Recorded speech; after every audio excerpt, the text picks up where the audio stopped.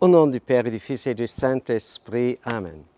Béni soit notre Seigneur Jésus-Christ, béni soit la Vierge Marie, la maman de Jésus, notre chère maman. Chers frères et sœurs, aujourd'hui, nous fêtons la conversion du grand apôtre des nations et des peuples, Saint Paul.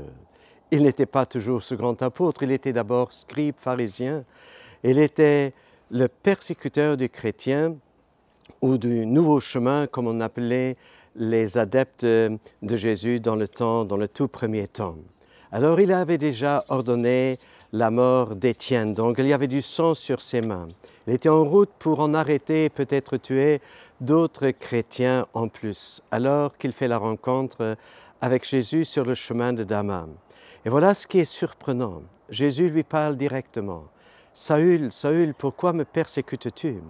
« Qui es-tu, Seigneur » répond Saül. Et voilà la question centrale, la question clé dans toute vie, où nous venons à ce point où nous disons « Mais Seigneur, qui es-tu » où nous nous rendons compte que nous ne connaissons pas vraiment Jésus. Alors, chers frères et sœurs, voilà le point du tournant de la vie de Saint Paul, mais d'un chacun de nous. Et d'ailleurs, est-ce que nous savons vraiment qui nous sommes au fort intérieur de nous-mêmes? Est-ce que nous connaissons nous-mêmes vraiment? Alors Jésus lui dit, va te faire baptiser. Et Ananie l'aide à faire les premières démarches dans le baptême pour que le péché soit enlevé, que Saül soit séparé du péché.